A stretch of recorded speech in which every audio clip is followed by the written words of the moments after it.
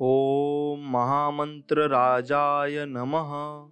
अवधूत चिंतन श्री गुरुदेव दत्त। श्री स्वामी समर्थ। मित्रांनो, असे स्वामींचे लाभदायक संदेश प्राप्त करण्यासाठी आत्ताच आपल्या चॅनलला नक्की सबस्क्राईब करा। मित्रांनो, स्वामी आपल्याला बोध देत आहेत आणि म्हणत आहेत, कोणतेही कारण असो रागावू नका, चिडू नका, मोठ्याने बोलू नका, मन अगदी शांत ठेवा, विचार करा, नंतर अंमलबजावणी नक्कीच करा। त्रास फक्त तुम्हालाच, सुख फक्त तुम्हालाच, मन शांती सुद्धा तुम्हालाच। विचार ही एक विलक्षण शक्ती आहे आणि ते असून तुमचे भले करण्याचे प्रचंड सामर्थ्य तुमच्या विचारात आहे। म्हणून विचार बदला, नक्कीच तुमचं नशीब बदलेल, एवढं मात्र नक्कीच खरं आहे। आणि मित्रांनो, तुमचा स्वामींवर पूर्णपणे विश्वास असेल तर नक्कीच व्हिडिओला एक लाईक करून आणि कमेंटमध्ये लिहा, श्री स्वामी समर्थ, जय जय स्वामी समर्थ। मित्रांनो, जीवनात एक लक्षात ठेवा, कर्माला घाबरा, देवाला नाही। कारण देव माफ करतो, पण कर्म तुम्हाला कधीच माफ करू शकत नाही। सगळा कर्माचा खेळ आहे, ज्याचं त्याला परत भेटतं। जो आज तुला रडवतोय, उद्या त्याला दुसरा कोणीतरी रडवेल। आणि हे कर्म आहेत, हे प्रत्येकालाच ते फेडावे लागतात। गोष्टी बुद्धीच्या परिघाबाहेर गेल्यावर देव आपल्याला दिसू लागतो आणि आपण मग देवाकडे प्रार्थना करू लागतो की हे देवा, आम्हाला सांभाळ आणि आमच्या संकट दूर कर। म्हणून देवाला आपण पहिलेच जपले पाहिजे आणि पहिलेच देवाचे नामस्मरण केले पाहिजे। मग तुमच्यावर संकट येतच नाही आणि आले तरी देव ती संकट तुमच्यावरून निवारून टाकतो। तुझ्या अंतरात्म्यात आहे मी, तुला हरू देणार नाही, असे स्वामी आपल्याला बोधवचन देत आहेत। या कलियुगात तुला एकटे सोडणार नाही। जी झुंज तू खेळतो आहे मनाशी, त्यात तुला मार्ग दाखवणार असणार मी। भिवू नकोस बाळा, मी तुझ्या पाठीशी आहे, असं स्वामी म्हणत आहेत। वाईट वेळेत साथ सोडलेल्या लोकांकडे अजिबात लक्ष देऊ नका। पण मित्रांनो, एक लक्षात ठेवा, ज्यांनी तुम्हाला वाईट वेळेत साथ देऊन अगदी चांगली वेळ आणून दिली ना, त्यांचे मोल कधीच विसरू नका। कोणाच्या असल्या नसल्याने कोणाला फरक पडत नाही। जर तुम्ही असाल तर तुमचा वापर नक्कीच केला जाईल आणि नसाल ना तर पर्याय नक्की शोधला जाईल। एवढं मात्र प्रत्येकाच्या जीवनात असतं। आयुष्यात तुम्ही किती आनंदी आहात हे महत्त्वाचे नाही, तुमच्यामुळे किती जण आनंदित आहेत याला जास्त महत्त्व असतं। आणि मग तुम्हाला सर्व काही आनंदित करायला लागतं। तू कर्म करत जा, फळाची अपेक्षा न करता। अरे, कर्म करणे हे तुझे कर्तव्य आहे आणि तुझ्या कर्माला योग्य ते फळ देणे ही माझी जबाबदारी आहे, असे स्वामी आपल्याला समजून सांगत आहेत। एखाद्याच्या आयुष्याची वाट लावून त्याच्या हसत्या खेळत्या जीवनात संकटे आणून ज्या माणसांना आनंद मिळत असतो ना, त्यांनी फक्त हे लक्षात ठेवायचं आहे की नियतीचा फेरा हा सर्वत्र फिरतो आणि तुमच्या पाप पुण्याचा हिशोब हा नक्कीच होत असतो आणि तोही पूर्णपणे होणार। हृदयातल्या मंदिरात अंधार असेल तर घरातल्या देव्हाऱ्यात दिवा लावून फायदा कधीच नसतो। एक लक्षात घ्या, प्रत्येक गोष्ट आपल्या मनासारखी घडली असती तर जीवनात कोणताही दुःख राहिलं नसतं। जीवनात दुःखच जर उरलं नसतं तर खरं सुख कोणाला कधी कळलं नसतं। म्हणून देवाने दुःख आणि सुख या दोन्ही गोष्टी आपल्या आयुष्यात आणल्या आणि आपलं आयुष्य उज्ज्वल करून टाकलं। श्री स्वामी समर्थ म्हणतात, मी सगळीकडे आहे, मी कणाकणात व्यापून आहे, मीच पावन आहे, मीच आहे जल आणि गगनही मीच आहे, अक्कलकोटातही मीच आहे आणि दोन्ही ध्रुवांवर, कैलासावर आणि कैलास पर्वतावर मीच आहे। मी कुठेही गेलेलो नाही भक्तांनो आणि जाणारही नाही। मी तुमच्या सदैव पाठीशी राहील, हे वचन मी तुम्हाला देतो आहे, असे स्वामी म्हणत आहेत। जर पाहिलेली स्वप्न पूर्ण होत नसतील ना, तर तुमचे तत्व बदलण्यापेक्षा तुमच्या कामाची पद्धत नक्कीच बदला। कारण झाडे नेहमी आपली पानं बदलतात, मूळ नाही, एवढं लक्षात तुम्ही घेतलं पाहिजे। आपले मन कितीही स्वच्छ असू द्या, बाकीचे लोक तुमच्या बाह्य वर्तनावरून तुमची किंमत करतात, पण स्वामी मात्र तुमच्या अंतरानावरून तुम्हाला फळ देतात। म्हणून तुमचं अंतर्मन जेवढं शुद्ध असतं तेवढंच तुम्ही प्रगतीच्या पथावर असता आणि तुमच्या पाठीमागे स्वामींचा आशीर्वाद असतो। म्हणून स्वामींचा चांगला आशीर्वाद मिळवण्यासाठी तुम्ही चांगल्या मनातून दुसऱ्यांसोबत बोललं पाहिजे आणि मनात कोणतेही पाप न ठेवता सर्व समभाव सर्वांशी सारखेपणाने वागले पाहिजेत। कितीही अडचणी आल्या तरी स्वामींचे नाम घेत एक एक पाऊल फक्त पुढे टाका. तुमच्या सर्व अडचणींवर तोडगा नक्कीच मिळेल, पण त्यासाठी श्रद्धा आणि भक्ती मनापासून पाहिजे. आणि जिथे श्रद्धा आणि भक्ती असते तिथे स्वामी शक्ती असतेच आणि असतेच, हे लक्षात तुम्ही घेतलं पाहिजे. हातातलं गेलं तरी नशिबातलं कोणीच घेऊ शकत नाही, कारण फुकटचं पुरत नाही आणि कष्टाचं कधी संपत नसतं. म्हणून फुकटचं कोणाचं खायचं नाही आणि तुम्ही कष्ट करून जे कमवाल ते तुम्ही सुखाची 2 भाकरी खाल्ली तरी तुम्हाला ते गोड लागतील. एवढं मात्र नक्कीच खरं आहे, माणसाचं मन अगदी निर्मळ असलं की त्याला पुण्य कमवायची आणि चरित्र गमवायची भीती अजिबात उरत नाही. मग तो मन मोकळेपणाने आपलं जीवन जगत असतो.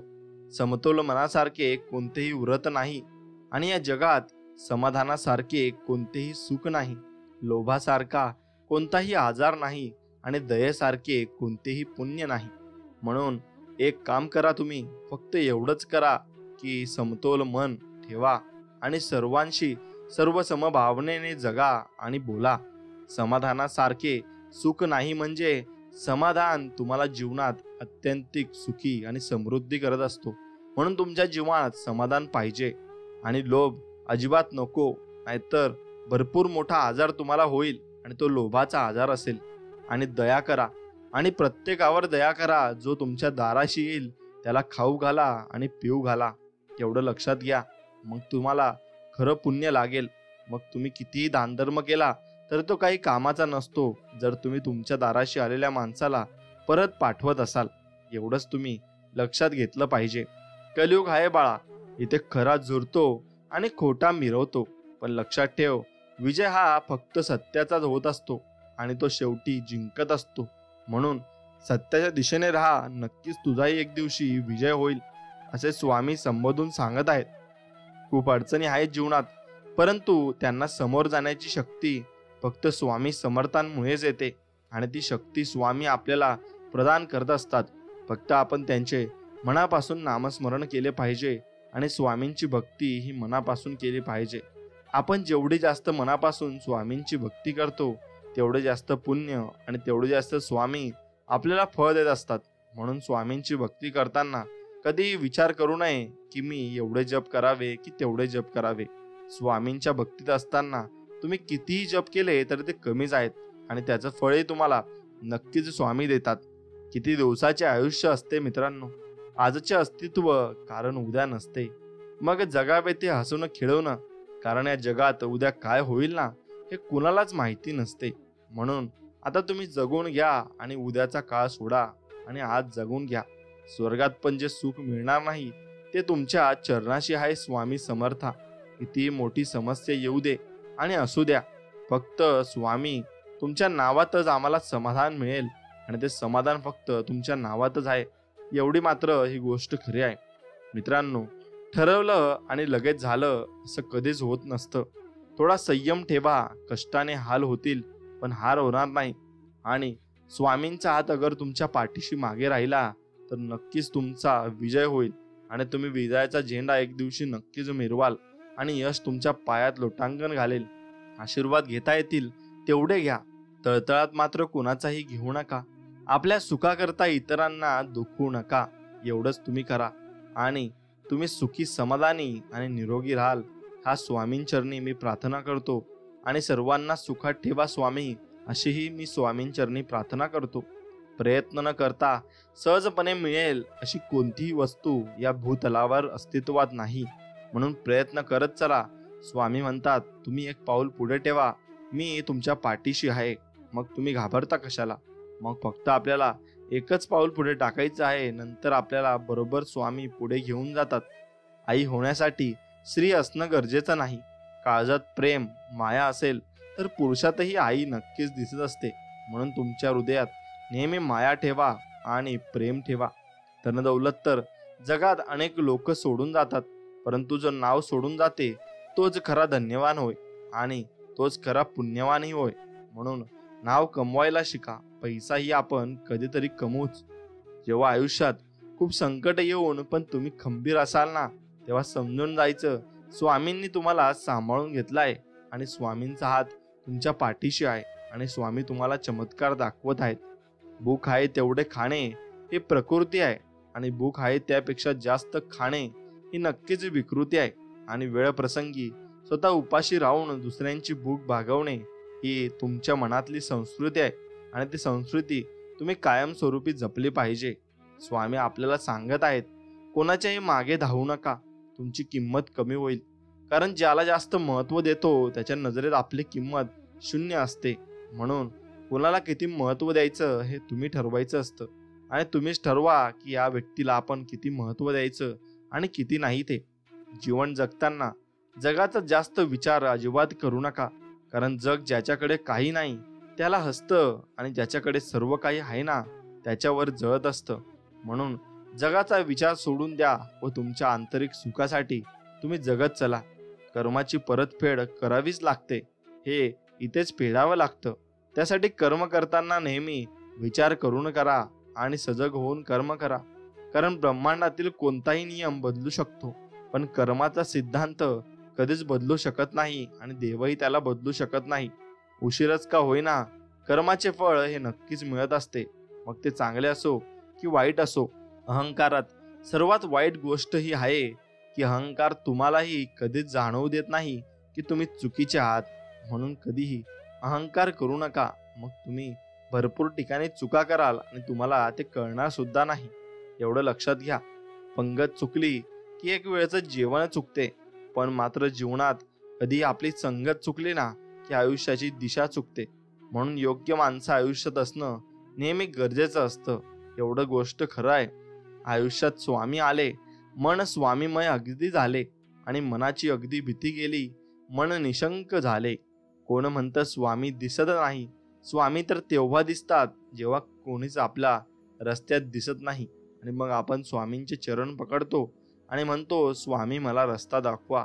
आणि स्वामी आपल्याला निर्मळ मनाने रस्ता दाखवतात आणि ते आपल्याला प्रेमही करतात. ज्याला तुमच्या सोबत राहायचं आहे तो तुमच्या 1000 चुका माफ करेल, पण ज्याला सोडून जायचं आहे तो तुमची चूक नसताना पण सोडून नक्कीच जाईल. म्हणून अशा माणसांना नक्कीच तुम्ही आयुष्यात ओळखायला शिकलं पाहिजे आणि अशी माणसं नक्कीच तुम्हाला सोडून जाऊ शकतात. भूक भागवणारी माती आणि चूक पदरात घेणारी नाती यांच्याशी कधीही गद्दारी करू नका, नाहीतर तुम्हाला मग आयुष्यात कुठेही जाल तिथे तुम्हाला संकटे येतील आणि मग तुम्ही पस्तावा कराल. दुःखी माणसाला मदत करण्यासाठी लांबवलेला एक हात प्रार्थनेसाठी जोडलेल्या 2 नक्कीच हातांपेक्षा अधिक उपयुक्त असतो. म्हणून कुणाला दोन्ही हातांनी मदत करायची असेल तर मन मोकळेपणाने करा आणि अगदी निर्मळ मनाने करा. कोणाला न दुखावता जगणे याच्या इतके सुंदर कर्म जगात दुसरे कोणतेच नाही. आणि ज्याला हे कळले त्याला वेगळे पुण्य करण्याची आणि कमवण्याची गरज अजिबात राहत नाही. एवढेच स्वामी आपल्याला म्हणत आहेत, स्वाभिमान विकून मोठे होण्यापेक्षा अभिमान बाळगून लहान राहिलेले कधीही चांगलं असतं. म्हणून एक लक्षात घ्या, आयुष्यात नदीमध्ये पडल्यामुळे कधी जीव जात नाही. जीव नक्कीच तेव्हाच जातो ना जेव्हा पोहता आपल्याला येत नाही. परिस्थिती कधीच समस्या बनत नाही, समस्या तेव्हाच बनते जेव्हा ती आपल्याला हाताळता येत नाही. म्हणून एक लक्षात घ्या, तुम्हाला जे हाताळता येईल तेवढंच तुम्ही कर्म करत चला आणि पुढे आयुष्यात चालत चला. बस एवढंच तुम्हाला करायचं आहे. अहंकार बाजूला ठेवून बोलणं, हेतूशिवाय प्रेम करणं, अपेक्षेशिवाय काळजी घेणं आणि स्वार्थाशिवाय दुसऱ्यासाठी प्रार्थना करणे ही सर्व खऱ्या नात्यांची खरी लक्षणं आहेत. आणि ही लक्षणं तुम्ही आत्मसात केली पाहिजेत. पाऊस आला की माकडाला कळतं घर असतं ओलं झालं नसतं. वेळ निघून गेली की प्रत्येकालाच कळतं जपलं असतं तर संपलं नसतं. म्हणून नाती आणि माणसं जपायला शिका आणि माणसं अगदी जवळ राहायला शिका. जे सहज मिळतं ना ते शेवटपर्यंत टिकत नाही, हे खरं आहे. आणि ते शेवटपर्यंत टिकतं ना ते सहज मिळत नाही, ही खरंच आहे. आणि विश्वास ठेव, अरे जो माझा हात पकडतो ना त्याला कधी कोणाचे पाय पकडण्याची गरज भासत नाही, असे स्वामी म्हणत आहेत. म्हणून स्वामींचा हात पकडा आणि स्वामींच्या बरोबरीने चला. नक्कीच स्वामी तुम्हाला भरपूर पुढे घेऊन जातील. जिथे दान देण्याची सवय असते तिथे संपत्तीची कमी नसते आणि जिथे माणुसकीची शिकवण असते तिथे माणसांची कमी नसते. एवढं खरं आहे. कधी हे शोधायचा प्रयत्न अजिबात तुम्ही करू नका की देव आहे की नाही. हे शोधण्याचा प्रयत्न करा. आपण माणूस आहोत की नाही. नक्कीच तुम्हाला माणसा माणसात देव दिसेल. नको हो उदास, मी आहेच तुझ्या आसपास. डोळे बंद करून कर आठवण, बघ मी आहे तुझा विश्वास. आणि तुझ्या विश्वासाने म्हण श्री स्वामी समर्थ, जय जय स्वामी समर्थ. स्वामी म्हणतात, जेवढं गमावलंय ना त्यापेक्षा जास्त मिळवणार आहे. फक्त संयम ठेव बाळा, मी तुझ्या पाठीशी आहे आणि नक्कीच माझ्यावर विश्वास ठेव. जगा इतकं मित्रांनो की नक्कीच तुम्हाला आयुष्य कमी पडेल आणि हसा इतके ना की आनंद कमी पडेल. काही मिळाले तर नक्कीच तुमच्या नशिबाचा तो भाग असेल, पण प्रयत्न इतके करा ना की परमेश्वराला देणे भागच तुम्हाला पडेल. म्हणून परमेश्वराची भक्ती अशीच करा आणि मनापासून करा.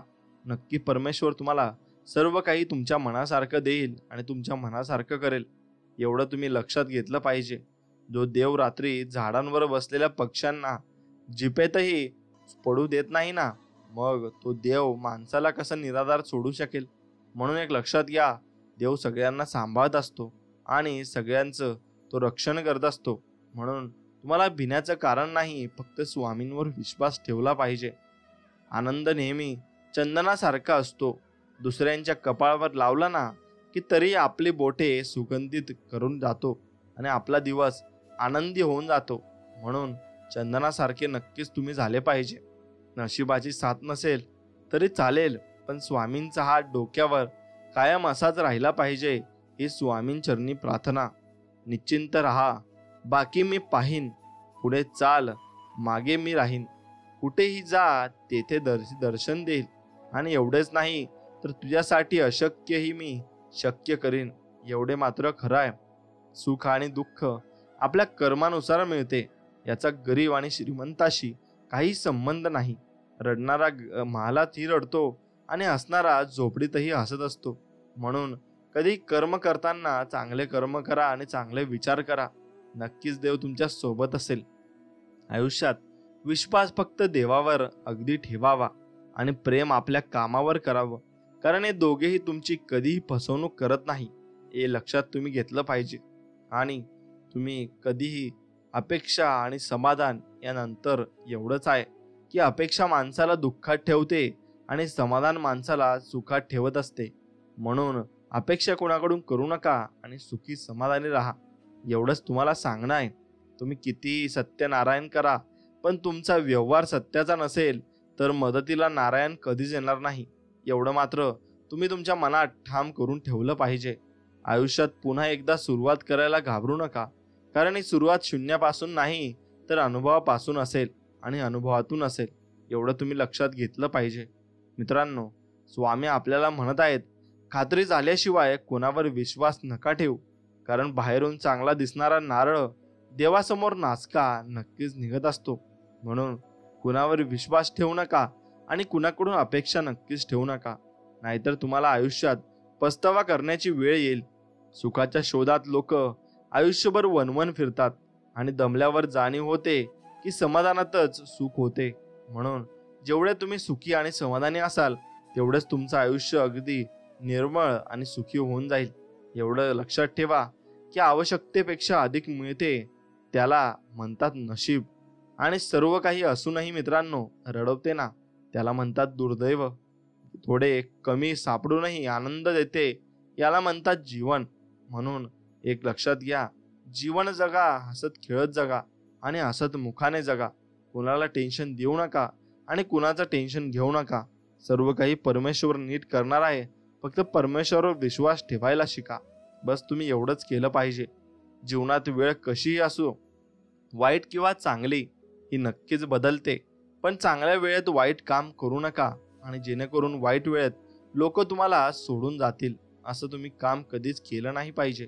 आशा आणि विश्वास कधी चुकीचे नसतात, फक्त ते आपल्यावर अवलंबून असते की आपण आशा कोणाकडून करायची आणि विश्वास तुम्ही कोणावर ठेवायचा. एवढं तुम्ही लक्षात घेतलं पाहिजे. देवाला हे कधीच तुम्ही सांगू नका की तुमच्या अडचणी किती मोठ्या आहेत. मित्रांनो, त्या अडचणींना सांगा की तुमचा देव किती मोठा आहे आणि किती बलाढ्य आहे, आणि नक्कीच देव तुमची परीक्षा घेईल आणि तुम्हाला विजयी करेल. जर तुम्ही त्यांच्या परीक्षेत पास झालात तर नक्कीच देव तुम्हाला विजयी केल्याशिवाय राहणार नाही. मित्रांनो, जाणले समर्था तुम्ही माझ्या मनीचे भाव, म्हणूनच ओठावर असते स्वामी समर्थ तुमचे नाव. हे किती छान लिहिलेलं आहे. आणि स्वामी समर्थांचं नाव आपल्या कायम ओठावर असावं, हीच मागणी आपण स्वामींकडे केली पाहिजे आणि स्वामींनाही मागणी मागितली पाहिजे.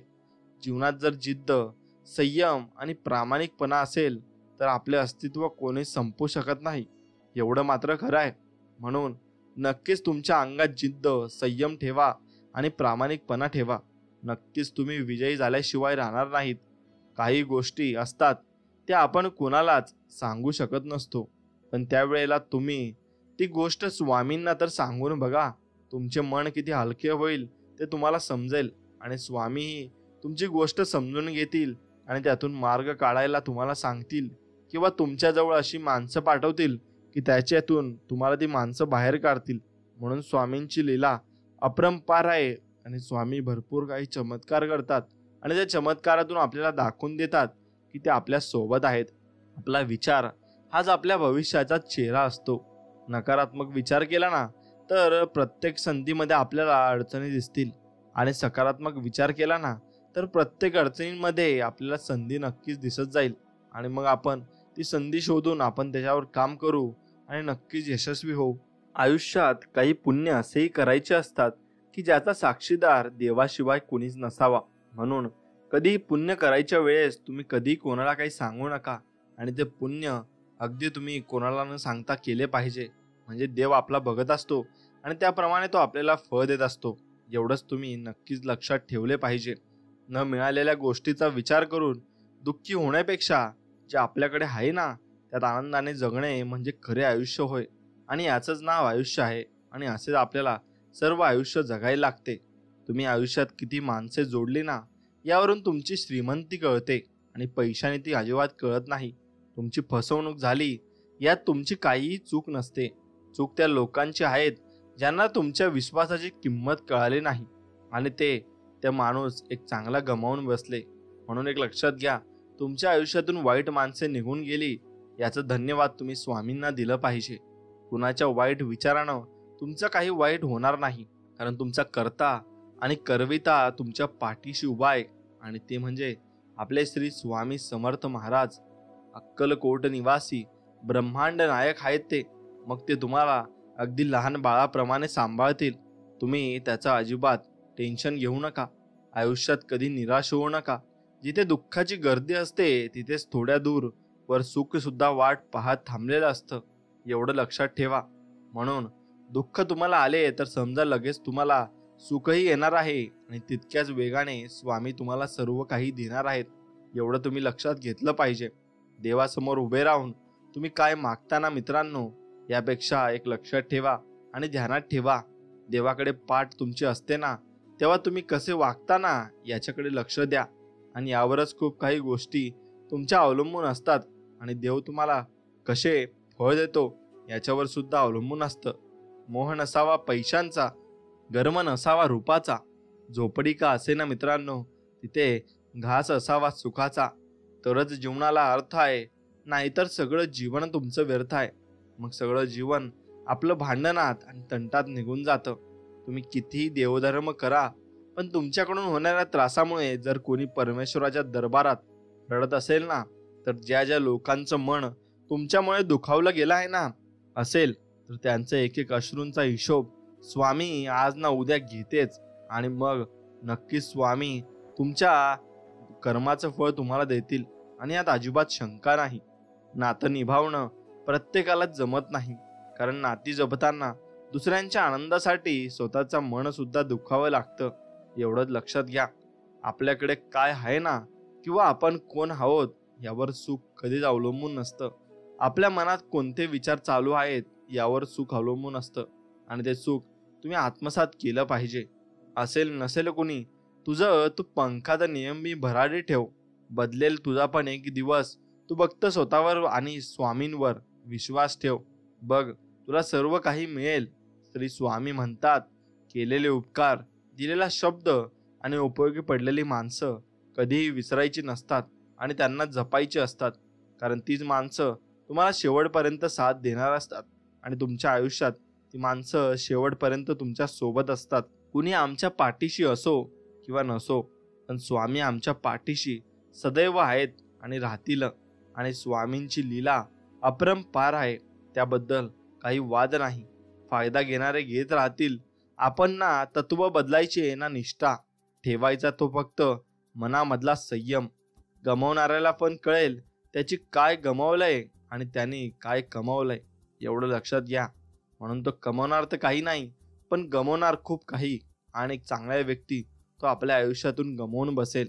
स्वामी आपल्याला म्हणत आहेत, नुकसान झाले तर भविष्यात लाभ पण तुला होणार आहे बाळा.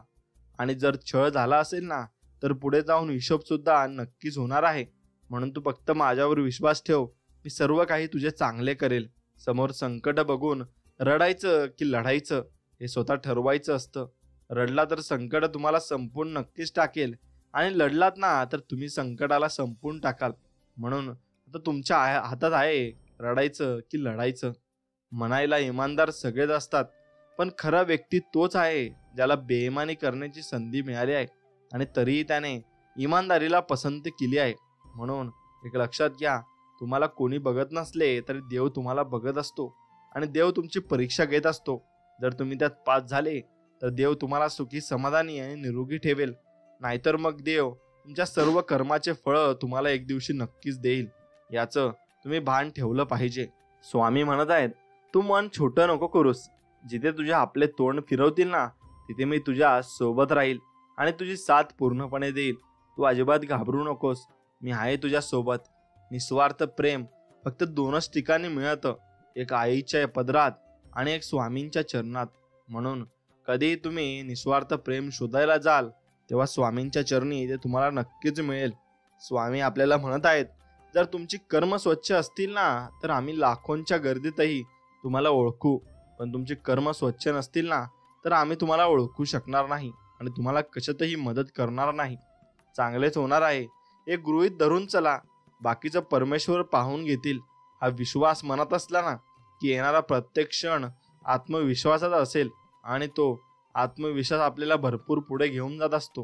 कोणी कितीही तुला चुकीचं किंवा खोटं समजू दे, पण जर तू खरा असशील ना, तर जोवर बसला आहे तो ना सगळ्यांचा हिशोब ठेवतो आणि तो सर्वांचा हिशोब अगदी वेळेवर करतो. म्हणून स्वामी आपले कर्म बघत आहेत आणि चांगले कर्मच आपण करत राहिले पाहिजे. आणि स्वामी आपल्याला आसपास आहेत असे आपण समजले पाहिजे. नक्कीच आपल्याकडून सर्व चांगल्या गोष्टी होतील. परिस्थिती सगळ्यात मोठी गुरु आहे, कारण जगायचं कसं आणि कुणाशी वागायचं कसं हे परिस्थितीशिवाय दुसरं कोणी शिकवू शकत नाही आणि समजवू शकत नाही. हे तितकंच खरं आहे. दुःख भोगणारा पुढे जाऊन सुखी राहू शकतो, पण दुःख देणारा कधीच सुखी होऊ शकत नाही, एवढं लक्षात घ्या. म्हणून आपण कोणाला दुःख दिले नाही पाहिजे. आपण फक्त सर्वांना सुखच दिले पाहिजे आणि सगळ्यांना आनंदात बघितले पाहिजे. कारण स्वामी सुद्धा आपल्याला आनंदात बघण्यासाठीच आपल्यावर कृपा करत असतात. तुम्ही एकटे आहात म्हणून तुम्हाला यश मिळणार नाही अशी भीती कधीच बाळगू नका. मी तुमच्या सोबत आहे, पाठीशी आहे आणि कायम तुमच्या सोबत राहील, एवढं तुम्हाला विश्वास देतो. कारण थव्याने उडणाऱ्या पक्ष्यांपेक्षा गरुडाची झेप ही नेहमी मोठी असते, हे लक्षात ठेवा. म्हणून तुम्हाला झेप मोठी घ्यायची आहे आणि स्वामी तुमच्या पाठीशी त्यासाठी उभे आहेत. म्हणून एक लक्षात घ्या, तुम्ही मोठी झेप घ्या आणि आयुष्यात खूप मोठे व्हा असं स्वामींना वाटत आहे आणि स्वामी तुमच्या सोबत आहेत. चंदनापेक्षा वंदन जास्त महत्वाचं आहे आणि योग्य होण्यापेक्षा ना मित्रांनो, उपयोगी होणे अधिक चांगलं असतं बरं. आणि प्रभाव चांगला असण्यापेक्षा तुमचा स्वभाव कसा चांगला आहे ना, हे भरपूर महत्वाचं आहे. म्हणून तुमचा स्वभाव तुम्ही नेहमी चांगला व स्वच्छ ठेवला पाहिजे. व कोणाला मदत करताना तुम्ही कधीही मदत ही निर्मळ मनाने आणि साफ मनाने केली पाहिजे. अडचणीच्या वेळेत सगळ्यात मोठा आधार म्हणजे स्वतःवरचा विश्वास असतो. आणि जो मंद हास्य करत तुमच्या कानात प्रेमाने सांगत असतो, सगळं व्यवस्थित होईल, फक्त तुमच्या मनात विश्वास पाहिजे. तो विश्वास तुम्ही दृढ केला तर तुम्हाला सर्व काही जीवनात मिळू शकेल. संयम फक्त तुम्ही ठेवला पाहिजे. कधी कधी चांगलं घडण्यासाठी तुम्हाला वाईट परिस्थितीतून जावेच लागते आणि मग तुम्ही जर वाईट परिस्थितीतून जात असाल तर समजून घ्या, तुम्हाला सुख लवकरच मिळणार आहे. आणि हे तुमच्या डोक्यात तुम्ही फिट्ट करून घ्या. नकळत तुझ्यासमोर असा एक क्षण येईल ज्याची आशा सोडली होतीस ते स्वप्न खरं होईल. आणि निश्चित राहा, मी सदैव तुझ्या पाठीशी आहे असं मी तुला सांगत आहे. म्हणून तू कशाचंही टेन्शन घेऊ नको बाळा, मी तुझ्या सोबत असेल आणि आहे. फक्त तू माझ्यावर विश्वास ठेव. आणि जर माझ्यावर तुला विश्वास असेल तर नक्कीच व्हिडिओला एक लाईक कर आणि कमेंटमध्ये लिहा श्री स्वामी समर्थ, जय जय स्वामी समर्थ. चला मित्रांनो, आता एक आपण गोष्ट जाणून घेऊ आणि ती गोष्ट म्हणजे तुमचं रहस्य आणि तुमचं शरीर. चला आता आपण रचनात्मक प्रक्रियेचा उपयोग अशा व्यक्तींसाठी करूया ज्यांचं वजन खूप वाढलेलं आहे आणि जे स्थूल आहेत असं त्यांना वाटतं आणि ज्यांना आपलं वजन कमी करायचं आहे. प्रथम एक गोष्ट ध्यानात घ्या की तुम्ही वजन कमी करण्यावर लक्ष केंद्रित कराल तर तुमचं वजन कमी होणं शक्य नाही. कारण यामुळं वजन कमी करण्याची गरज असण्याचा विचार मनातून काढून टाका. म्हणूनच डाएटिंग यशस्वी ठरत नाही. कारण डाएटिंग करताना वजन कमी करणं तशी गरज असणं यावर लक्ष केंद्रित केलं जातं आणि वजन कमी करण्याची गरज निर्माण होणं याकडे तुम्ही आकर्षित होता. आणि दुसरी गोष्ट हे माहिती हवं की जादा वजनाची स्थिती ही त्याविषयी विचार करण्यामुळे उत्पन्न झालेली आहे. आणि अगदी मूलभूत शब्दात सांगायचं झालं तर एखाद्या व्यक्तीचं वजन जास्त असेल तर ते स्थूलत्व विचार, लठ्ठपणाचे विचार मनात आणल्यामुळे झालेला आहे. आणि मग भले त्या व्यक्तीला या गोष्टीची जाणीव असो वा नसो, कृश विचार मनात आणून कुडी जाड लठ्ठ होऊ शकत नाही. तर हेच आकर्षणाचा नियमाच्या संपूर्ण विरुद्ध आहे. आणि लोकांना असं सांगितलं जातं की तुमच्या थायरॉइड ग्रंथींचं कार्य मंदावलं आहे आणि चयापचय क्रिया आणि मेटाबॉलिझम मंदावले आहे किंवा त्यांचा लठ्ठपणाही अनुवांशिक आहे. परंतु या सर्व गोष्टी स्थूलत्व विचार मनात आणण्याचे बहाणे आहेत. आणि अशी कोणतीही परिस्थिती किंवा कारण जर तुम्ही स्वतःला लागू करत असाल किंवा ज्यावर विश्वास ठेवत असाल तर तो तुमचा अनुभव बनून राहतो. आणि मग तुम्ही जादा वजन या स्थितीला स्वतःकडे आकर्षित करता. आणि 2 मुली झाल्यानंतर नक्कीच त्यांचं वजन वाढलं. मला माहीत आहे की हे सर्व तशा प्रकारची विधानं सतत कानावर पडून आणि वाचनात आल्यामुळे झालं. आणि एक मूल झाल्यानंतर वजन वाढलं आणि ते कमी करणं कठीण असतं. मग दुसऱ्या मुलानंतर तर वाढलेलं वजन कमी करणं फारच कठीण जातं. आणि हे स्थूलत्व विचार मी मनात रुजवले आणि मग ते माझा अनुभव बनून गेले आणि मी खरोखरच फुगत गेले असे लेखिका म्हणत आहेत. आणि मी लठ्ठ होत चाललेले आहे हे माझ्या लक्षात आल्यानंतर माझ्या त्या विचारांवरील विश्वासाला आणखी बळकटी आली आणि मी आणखी स्थूलत्व आकर्षित केलं, आणखी फुगले. आणि माझी चण लहान आहे आणि मी 143 किलो वजनाची बोजड बनून गेले. आणि हे सर्व मला माझ्या लठ्ठपणाविषयीच्या विचारामुळे झाले आहे. आणि ते विचारच माणसाला बनवत असतात. एक लक्षात घ्या, इतर अनेक लोकांसारखंच मलाही वाटायचं की माझं वजन माझ्या खाण्यामुळे वाढलंय. या चुकीच्या धारणेमुळं तुमचा कोणताही फायदा होऊ शकत नाही. आता माझ्या मनात तरी ही सर्व बकवास आहे, केवळ बकवास.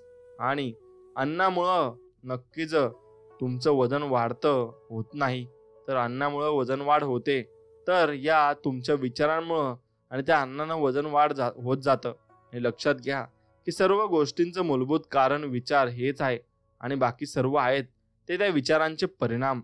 आणि योग्य विचार मनात आणा आणि परिणामता आपोआप वजन योग्य तेच होऊन जाईल. एवढं लक्षात घ्या.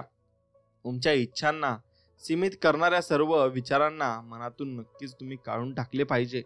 आहारामुळं, अन्नामुळं तुमचं वजन तोपर्यंत वाढणार नाही जोपर्यंत अन्नामुळं तुमचं वजन वाढू शकतं असं तुम्हाला वाटत नाही.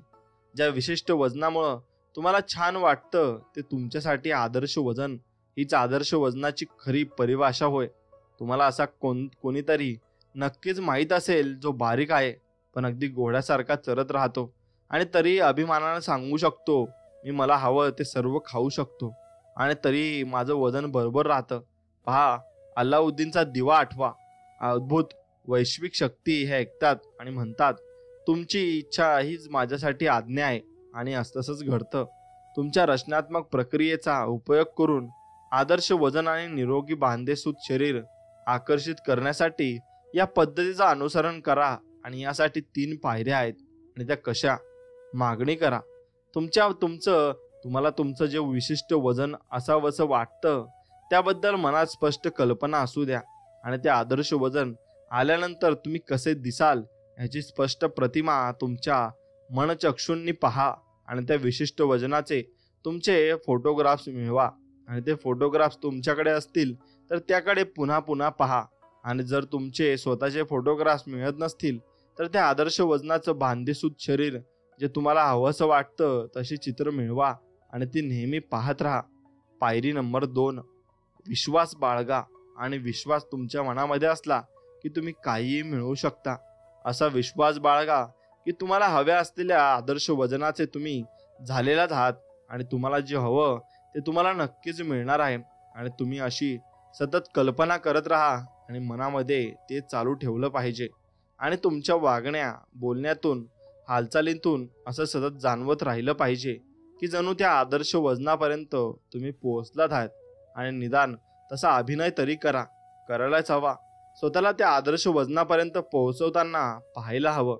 आणि तुम्हाला जे वजन व्हावं असं वाटतं ते लिहून वजन काट्यावर चिटकून टाका. आणि किंवा काही दिवस वजन करणंच टाळा. वजन काट्यावर चढू नका, कारण ते तुम्हाला हवं आहे ते प्राप्त करू इच्छिता, ते तुम्ही तुमच्या शब्दात, विचारात, कृतीत आणू इच्छिता, त्याविरुद्ध असं काहीही पाहू नका, ऐकू नका, करू नका. आणि तुमच्या सध्याच्या वजनाप्रमाणे कपडे खरेदी करू नका. विश्वास बाळगा की इच्छित वजनाचे तुम्ही होणारच आहात आणि त्या साईजचे कपडे विकत घ्या. आदर्श वजन आकर्षित करणं म्हणजे वैश्विक शक्तींकडे कॅटलॉग पाहून ऑर्डर देण्यासारखंच असतं. कॅटलॉग पहा, तुमच्यासाठी आदर्श वजन हवं ते वजन नक्कीच निवडा आणि तुमची ऑर्डर सांगा. आणि नंतर त्या ऑर्डरप्रमाणे तुमच्यासाठी नक्कीच काम केलं जाईल. आणि तुम्हाला आदर्श वाटेल असं वजन आणि बांधेसूद शरीर असलेल्या व्यक्तीचा शोध घ्या आणि त्याचं कौतुक करा, मनापासून प्रशंसा करा. आणि अशी माणसं अगदी प्रयत्नपूर्वक शोधून काढा. आणि जेव्हा तुम्ही असा आदर्श वजनाच्या बांधेसूद निरोगी व्यक्तीचं कौतुक कराल, अशा प्रकारच्या प्रशंसेची जाणीव तुम्हाला होते, त्यावेळी जणू तुम्ही त्या भावना अनुभवून त्यांना आव्हान करत असता. आणि जादा वजन असलेल्या व्यक्तीसमोर आल्या तरी त्यांच्याकडे लक्ष देऊ नका. उलट ताबडतोब तुमचं लक्ष वळवून आदर्श वजनाच्या व्यक्तीकडे किंवा तशा चित्राकडे नक्कीच तुम्ही वळवलं पाहिजे आणि त्याचा अनुभव तुम्ही घेतला पाहिजे. आता पायरी नंबर 3, मिळवा. तर तुम्हाला स्वतःबद्दल छान वाटलं पाहिजे. तुमच्या शरीराबद्दलच्या चांगल्या सकारात्मक भावना अनुभवा. आणि अशी स्वतःची वजनाबद्दलची स्वतःचं वजन योग्य असण्याची जाणीव खूप महत्त्वाची आहे. कारण स्वतःबद्दलच्या नकारात्मक किंवा नावड दर्शवणाऱ्या भावना मनात ठेवून तुम्ही कधीच आदर्श वजन गाठू शकणार नाहीत. आणि या भावना खरोखरच शक्तिशाली असतात आणि त्या स्वतःबद्दल नावड वाटेल असं स्थूल शरीर आकर्षित करतात. आणि तुम्ही स्वतःला स्थूलतत्वाबद्दल दूषण देत असाल तर मग तुमच्या शरीरात कधीच चांगला बदल होणार नाही. या उलट तुम्ही आणखी बेबद आणि बेढप बनाल. आणि तुमच्या शरीरातील प्रत्येक इंचाची प्रशंसा करा आणि त्याबद्दल परमेश्वराला धन्यवाद द्या, कृतज्ञता व्यक्त करा. तुमच्या बाबतीत सर्व आदर्श आणि परिपूर्ण गोष्टींचाच विचार करीत राहा. आणि तुम्ही अशा प्रकारच्या आदर्श निरोगी बांधेसूद शरीराचे अनुभव आणि कल्पना स्तरावर घेत असताना आणि तुम्हाला स्वतःबद्दल, स्वतःच्या शरीराबद्दल छान वाटत असतं, तेव्हा तुम्ही आदर्श वजनाच्या फ्रिक्वेन्सीवर असता आणि परिपूर्णतेला, आदर्श तत्वालाच आव्हान करत असता. मग वॅलेस व्हॅटल्स आपल्या एका पुस्तकात खाण्याबद्दल एक खूप छान टिप देतात. आणि ते असा एक सल्ला देतात की जेव्हा तुम्ही खात असता तेव्हा तुमचं सर्व लक्ष हे चरवण करणं आणि चव घेण्याच्या अनुभवावर केंद्रित करा. आणि अन्न सेवनाच्या अनुभूतीची संपूर्ण जाणीव घ्या. आणि तुम्हाला मनाला अजिबात इकडे तिकडे भरकटू देऊ नका. दुसऱ्या कोणत्याही गोष्टीकडे लक्ष देऊ नका. आपल्या शरीरावर लक्ष केंद्रित करा. आणि तुमच्या मुखामध्ये अन्नाचं चरवण होत आहे आणि याची चव जिभेला, मुखाला जाणवणारा स्पर्श, सुवास या सर्व अनुभूतींचा आनंद घ्या. आणि पुढील वेळेला खाताना हे नक्की अनुभवून पहा. अशा प्रकारे अन्न घेताना जेव्हा तुम्ही संपूर्णतः त्यावरच लक्ष केंद्रित करता तेव्हा अन्न खूप चविष्ट, रंगतदार वाटते. मात्र जेव्हा तुमचं मन इतर गोष्टींकडे भटकटत असतं तेव्हा अन्नाचा स्वाद गायबच होऊन जातो. आणि जेव्हा अन्न सेवन करताना तुम्ही संपूर्णतः वर्तमानात असता आणि तुमचं सर्व लक्ष हे अन्न सेवनाच्या आनंददायी अनुभवावर केंद्रित असतं, तेव्हाच अन्नग्रहण परिपूर्ण पद्धतीनं होऊ शकतं आणि शरीर अन्नाचा योग्य परिपाक करतं आणि तेव्हाच त्या अन्नामुळं आपलं शरीर आदर्श घडू शकतं. एवढं मात्र निश्चित आहे. माझ्या लठ्ठपणाच्या कथेचा गोड शेवट हाच की आता माझं वजन अगदी योग्य 116 किलो आहे आणि मी मला हवं ते आवडतं ते सर्व काही खाऊ शकते. म्हणून आपल्या आदर्श वजनावर सर्व लक्ष केंद्रित तुम्ही केलं पाहिजे आणि तसं केलं तरच ते तुम्हाला मिळू शकेल. यासाठी किती वेळ लागतो बरं?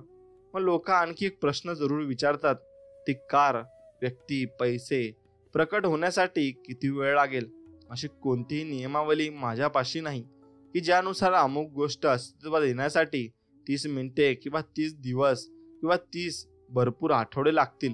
मग असं काही सांगता येत नाही आणि हे तर तुम्ही आणि वैश्विक शक्ती किती एकरूप होता यावर अवलंबून आहे आणि तुमच्या एकतानतेचा मामला आहे आणि वेळ हा केवळ एक भ्रम आहे हे आपल्याला आईन्स्टाईननं सांगितलं.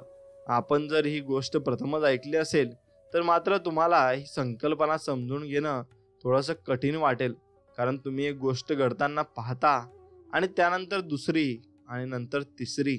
मग क्वांटम फिजिक्सचे शास्त्रज्ञ आणि आईन्स्टाईन आपल्याला सांगतात की ब्रह्मांडात एकाच वेळी अनेक अनंत गोष्टी घडत असतात.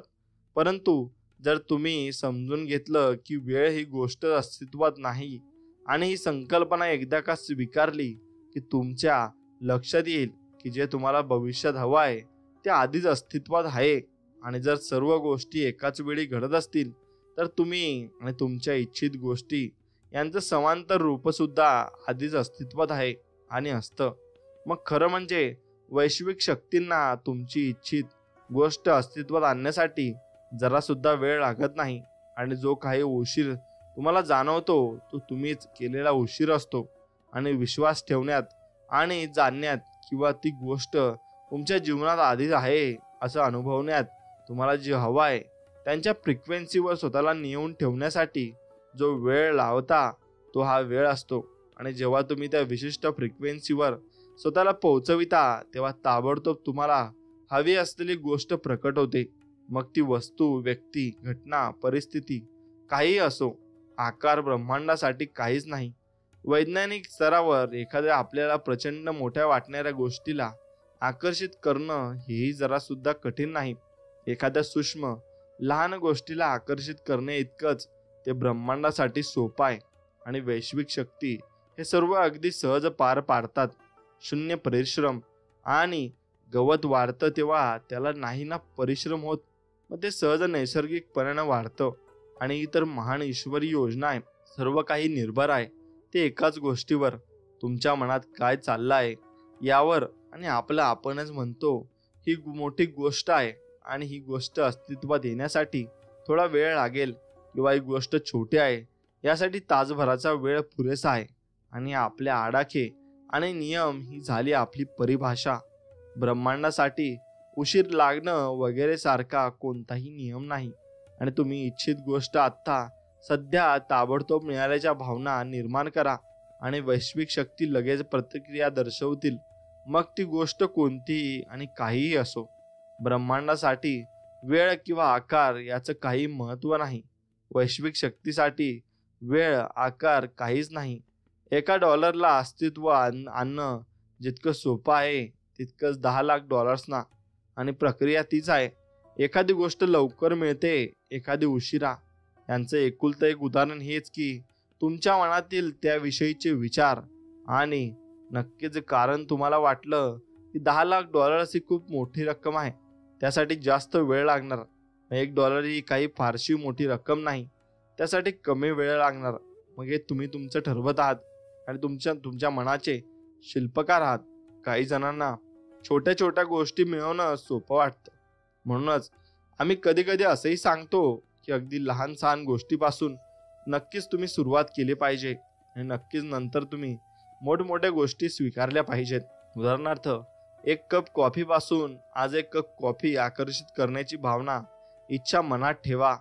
आता एखाद्या जुन्या मित्राशी आपण गप्पा मारतो आहोत आणि असं चित्र मनात आणा आणि असा मित्र ज्याला तुम्ही खूप दिवसात पाहिलं नाही किंवा भेटलाही नाहीत, पहा, कोणी ना कोणी तुमच्याशी त्या मित्राबद्दल बोलू लागेल आणि तुम्हाला त्या मित्राची खरं बरात मिळेल आणि कदाचित तो मित्रच तुम्हाला फोन करील किंवा त्या मित्राचं पत्र चिठ्ठी तुम्हाला नक्कीच मिळेल. आकर्षणाचा नियम प्रत्यक्षात आलेला अनुभवायचा असेल तर स्वतःच्या डोळ्यांनी पाहायचा असेल तर अशा छोट्या गोष्टींपासून सुरुवात करा.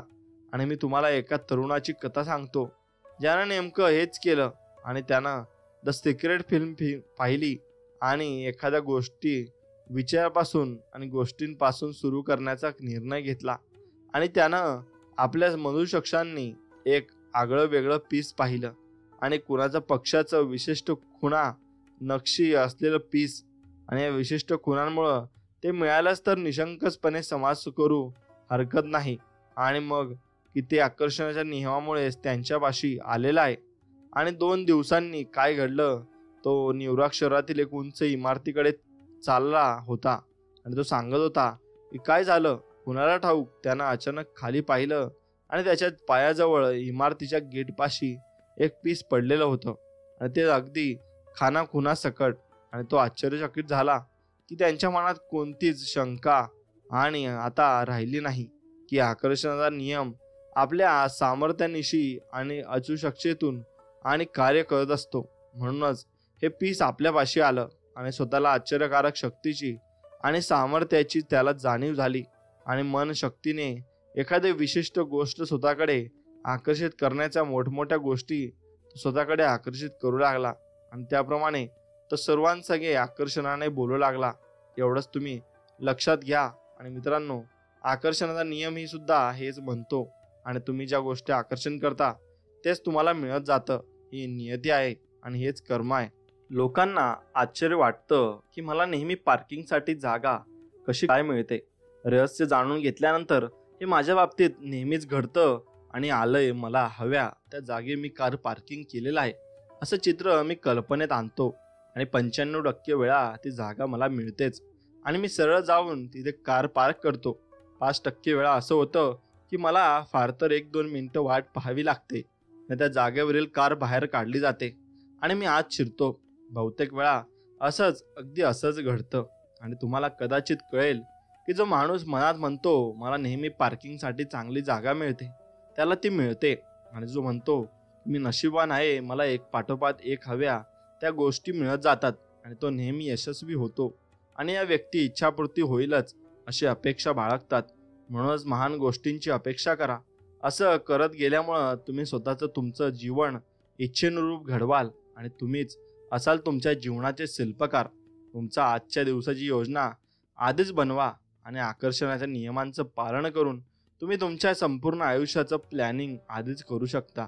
आणि तुम्ही आज करणार आहात त्या कामांची योजना देखील आत्ताच बनवू शकता. आणि प्लेंटिस मलफोर्ड हे आपल्या लेखनातून आकर्षणाच्या नियमाबद्दल खूप काही शिकवून जातात आणि मनशक्तीबद्दल अंतर्मुख करतात आणि आकर्षणाच्या नियमांचा उपयोग कसा करून घ्यावा याबद्दल प्रेरित करतात. एवढंच नव्हे तर आपला आजचा दिवस कसा असावा हे कल्पनेत आधीच ठरविणं किती महत्त्वाचं आहे हे नक्कीच आपल्याला दाखवून देतात. जेव्हा तुम्ही मनाशी असं म्हणता की माझा प्रवास अत्यंत सुखकर होणार किंवा ही भेटी यशस्वी होणार, तेव्हा खरं तर तुम्ही त्या ठिकाणी पोहोचण्यापूर्वी आपल्या शरीरातून काही शक्ती तत्व तेथपर्यंत प्रक्षेपित करत असता. ही किंवा ज्यांच्यामुळे परिस्थिती अशी बनवली जाते की तुमची ती यात्रा त्या ठिकाणची भेट सुखाची आणि यशस्वीची होईल. मात्र प्रवास यात्रा शॉपिंगसाठी किंवा एखाद्या व्यक्तीच्या भेटीसाठी जाण्यापूर्वी तुम्ही काळजीत चिंतित असाल, घाबरलेले असाल तर मग तुमची मनस्थिती अस्वस्थ असेल.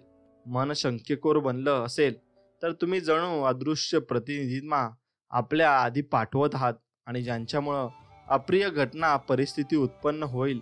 आपले विचार किंवा दुसऱ्या शब्दात आपली मनस्थिती ही आधीच चांगल्या किंवा वाईट गोष्टी उत्पन्न करण्याचं काम करत असते. आणि प्रेंटिंग्स मलफोर्डन हे शब्द 1857 मध्ये लिहिलेले आहेत. किती मूलभूत आणि क्रांतिकारक विचार होते पहा. आता तुमच्या लक्षात येईल की आपल्या जीवनातील प्रत्येक परिस्थितीचा, प्रत्येक दिवसातील प्रत्येक घटनेचा विचार आधीच करणं हे किती महत्त्वाचं आहे आणि गरजेचं आहे. या विरुद्ध अनुभवही तुम्ही नक्कीच घेतला असेल. आणि मग तुमचा असा दिवस घाई गडबडीत धावपळीत ताणतणावात गेला असेल. आणि तुम्ही जेव्हा घाई गडबडीत धावपळ करत असता तेव्हा त्याचा अर्थ असा की तुमचे विचार आणि कृती यांना भीतीनं ग्रासला आहे. आणि अशा मनस्थितीमुळं तुम्ही स्वतःसाठी वाईट गोष्टी निर्माण करून ठेवत असता. आणि अशीच घाई गडबड आणि तणावग्रस्ततेत काम करणं तुम्ही चालू ठेवता. तेव्हा तुम्ही एका मागोमाग एक आणखी वाईट गोष्टी अडथळे आकर्षित करता. आणि यांच्या जोडीला आकर्षणाचा नियम अशी काही परिस्थिती भविष्यात निर्माण करून ठेवतो की ज्यामुळं तुमची अधिकच घाई गडबड उडून जाईल. आणि अशा वेळी तुम्ही थांबलं पाहिजे, मनस्थिती बदलली पाहिजे आणि स्वतःला त्या फ्रिक्वेन्सीवरून दूर केलं पाहिजे. काही क्षण थांबा, थोडा वेळ घ्या, पण मनस्थिती बदलून टाका. जीवनात वाईट गोष्टी येणं घडणं नको असेल तर दूर न्या स्वतःला आणि त्या फ्रिक्वेन्सीवरून हलवा. खूप लोक, विशेषतः पाश्चात्य लोक, वेळेमागे धावत असतात आणि वेळेमागे ते नुसतेच पळत असतात आणि मग तक्रार करत राहतात आणि की त्यांच्यामुळे पुरेसा वेळ नाही किंवा नसतो. जेव्हा एखादा माणूस म्हणतो की माझ्याकडे पुरेसा वेळ नाही तेव्हा हे देखील आकर्षणाच्या नियमानुसारच घडत असतं. म्हणूनच तुम्ही जर मला वेळ नाही या विचाराची शेपटी पकडून फिरत असाल तर आज आत्ता या क्षणी निश्चयपूर्वक घोषित करा की माझ्याजवळ अगदी भरपूर वेळ आहे आणि कोणतीही गोष्ट शांतपणे आणि योजनापूर्वक करण्यासाठी माझ्याकडे पुरेसा वेळ आहे असं मनात म्हणत राहा आणि बदलून टाका स्वतःचं आयुष्य. तुम्ही वाट पाहत असता तो वेळ देखील सार्थकी लावू शकता आणि या वेळेचा उपयोग तुम्ही समर्थपणे भविष्य निर्माण करण्यासाठी करू शकता. आता यापुढे जेव्हा जेव्हा तुम्ही कुणाची कशाची वाट पाहत असाल तेव्हा तो वेळ अजिबात फुकट घालवू नका आणि या वेळात तुम्हाला त्या हव्या असलेल्या गोष्टी मिळाल्याच्या कल्पनेत रंगून जा. आणि हे तर तुम्ही कुठेही करू शकता. जीवनातील प्रत्येक क्षण, स्थिती, घटना ही अशा प्रकारे सकारात्मक फायदेशीर स्थितीत बदला आणि स्वतःला ही अशी सवयच लावून टाका. अगदी रोजची तुमच्या जीवनातील प्रत्येक घटना विचारांद्वारे आधीच निश्चित करा आणि तुम्ही जे काही करणार असाल, जिथे जिथे जाणार असाल तिथे तिथे विचारांच्या योगे वैश्विक शक्तींना कार्यसिद्धीसाठी आधीच पाठवा. आणि ज्या घटना तुम्हाला जशा घडायला हव्यात त्या तशाच घडण्यासाठी तुम्ही जेव्हा असं करू शकाल तेव्हाच तुमचं जीवन इच्छेनुरूप बदलू शकाल आणि जाणीवपूर्वक तुम्ही नक्कीच ते घडवू शकाल. एवढं तुम्ही लक्षात घेतलं पाहिजे. रहस्य सारांश: अल्लाउद्दीनच्या जादूच्या दिव्यातील अदृश्य शक्तीप्रमाणे आकर्षणाचा नियम आपल्या प्रत्येक आज्ञेचं पालन नक्कीच करत असतो आणि रचनात्मक प्रक्रिया आणि तुमची इच्छित गोष्ट मिळवण्यासाठी तुम्हाला मदत करते. आणि यासाठी 3 सोप्या पायऱ्या आहेत: मागा, विश्वास बाळगा आणि ते मिळवा. वैश्विक शक्तीकडे इच्छित गोष्ट मागणं म्हणजे आपल्याला नेमकं काय हवं आहे निश्चित करणं. आणि तुम्हाला काय हवं याची स्पष्ट प्रतिमा तुमच्या मनात असेल तर त्याचा अर्थ तुम्ही मागितला आहे. आणि विश्वास ठेवणं म्हणजे मागितलेली गोष्ट मिळालेलीच आहे असं पद्धतीने वागणं आणि बोलणं, विचार करणं, काम करणं, कृती करणं. जेव्हा तुम्ही ती विशिष्ट गोष्ट मिळाल्याची फ्रिक्वेन्सी प्रक्षेपित करता तेव्हा आकर्षणाचा नियम त्यासाठी आवश्यक त्या व्यक्ती, वस्तू, घटना, परिस्थिती यांना अनुकूल बनवितो आणि तुमच्या जीवनात आणतो. मिळवणं म्हणजे ती गोष्ट तुम्हाला मिळाल्यानंतर, प्रत्यक्षात आल्यानंतर तुम्हाला जसं वाटेल, जी मनस्थिती निर्माण होईल ती तशीच कल्पनेत अनुभवणं आणि आता कल्पनेत निर्माण केलेल्या त्या गोष्टींच्या प्राप्तीविषयीच्या सकारात्मक भावना तुम्हाला योग्य त्या विशिष्ट फ्रिक्वेन्सी नेऊन ठेवतात. आणि वजन उतरविण्यासाठी वजन कमी करणं या गोष्टीवर लक्ष केंद्रित करू नका आणि त्याऐवजी आदर्श वजनावर लक्ष केंद्रित करा. आणि आदर्श वजन असल्याच्या भावना अनुभवा म्हणजे त्यांचं आवाहन होऊन तुम्ही आदर्श वजन आकर्षित नक्कीच कराल. वैश्विक शक्तींना तुमची इच्छा प्रत्यक्षात आणण्यासाठी जरा सुद्धा वेळ लागत नाही. $1 देणं जितकं सोपं तितकंच $10 प्राप्त करून देणं हेही. आणि आकर्षणाच्या नियमाची शक्ती अनुभवण्याचा साधा सोपा मार्ग हाच की 1 कप कॉफी किंवा पार्किंगसाठी जागा अशा प्रकारच्या एखाद्या छोट्या गोष्टीपासून सुरुवात करा आणि एखादी छोटी गोष्ट मिळवण्याची, आकर्षित करण्याची इच्छा बाळगा. आणि जेव्हा आकर्षणाच्या नियमांच्या शक्तीची तुम्हाला जाणीव होईल, अनुभव येऊ लागेल तेव्हाच तुम्ही आपोआपच मोठमोठ्या गोष्टी आकर्षित करू लागाल. आणि प्रत्येक दिवसाबाबत आधीच विचार करा आणि तुमचा हा दिवस कसा असावा, तुम्हाला तो कसा हवा हे आधीच ठरवून घ्या. आणि असं करूनच तुम्ही तुमच्या जीवनाची इच्छित प्रकारे निर्मिती नक्कीच करू शकता आणि मनाप्रमाणे नक्कीच तुमच्या घडेल. प्रभावी प्रक्रिया आता काय आहे? त्यासाठी अनेक लोकांना असं वाटतं की ते वर्तमान परिस्थितीत अडकलेले आहेत, कैद आहेत आणि परिस्थितीनं त्यांना पुरतं जखडून टाकलेलं आहे आणि ज्यातून ते बाहेर पडू शकत नाही. तुमच्यावर कोणतीही परिस्थिती ओढवलेली असो, ही तर फक्त वर्तमान स्थिती आहे. आणि जेव्हा तुम्ही रहस्य उपयोगात आणणं सुरू कराल, त्यावेळी ही सध्याची बिघडलेली परिस्थिती नक्कीच बदलू लागेल आणि तुमच्या भोवतालची सध्याची वस्तुस्थिती किंवा वर्तमान परिस्थिती हीच तुमच्या आत्तापर्यंतच्या विचारांचा, मनस्थितीचा परिणाम आहे. परंतु जेव्हा तुम्ही तुमचे विचार, भावना आणि मनस्थिती बदलून टाकाल, त्यावेळी निश्चितच हे सर्व पूर्णपणे बदलून जाईल आणि नक्कीच बदलेल. खात्री बाळगा, मनुष्य स्वतःला बदलू शकतो, निश्चित बदलू शकतो आणि स्वतःच्या नशिबावर हुकूमत गाजवू शकतो. आपलं नशीब बदलू शकतो, घडवू शकतो आणि जीवनाविषयी मुक्त आणि जागरूक मनानं विचार करणारा प्रत्येक विवेकी, तत्वज्ञानी, विचारवंत शेवटी याच निष्कर्ताप्रत पोहोचला आहे आणि तो सर्व काही त्याच्या आयुष्यात मिळवून टाकलेला असतो. आणि मित्रांनो, एक लक्षात घ्या, लिसा निकोल्स आपल्याला म्हणतात की जेव्हा तुम्हाला तुमची परिस्थिती बदलावी असं वाटतं, तेव्हा पहिली गोष्ट ही की तुम्ही विचार बदलले पाहिजेत. आणि तुम्हाला आलेली पत्र पाहताना त्यात बिल असणारच असं अपेक्षेनं किंवा भीतीनं तुम्ही ती पाहता, तेव्हा काय घडतं पहा. त्यात असतंच एखादं बिल आणि एखादा खर्च उभा राहणारा.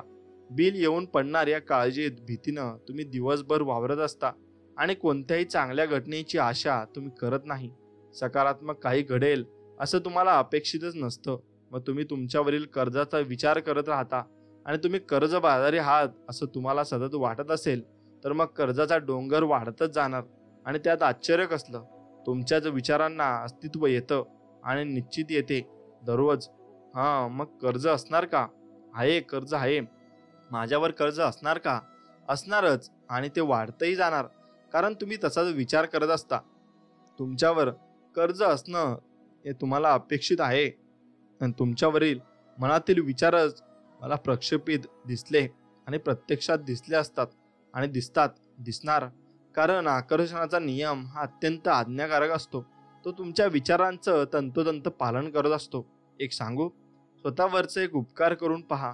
यापुढे आलेल्या पत्रात चेकच असेल असं म्हणा न म्हणा, तशी अपेक्षा करा ना. मग अपेक्षा ही अत्यंत प्रबळ असली पाहिजे आणि सामर्थ्यशाली आणि आकर्षण शक्ती आहे. कारण ही शक्ती अपेक्षित गोष्टींना तुमच्याकडे खेचते आणि बॉब प्रॉक्टर म्हणतात तसं, इच्छा तुम्हाला हव्या त्या गोष्टीशी जोडते आणि अपेक्षित ती गोष्ट तुमच्या जीवनात आणते. म्हणूनच ज्या ज्या गोष्टी तुम्हाला खरोखरच हव्या आहेत त्यांचीच अपेक्षा करा आणि ज्या नको आहेत त्यांची चुकून देखील अपेक्षा करू नका.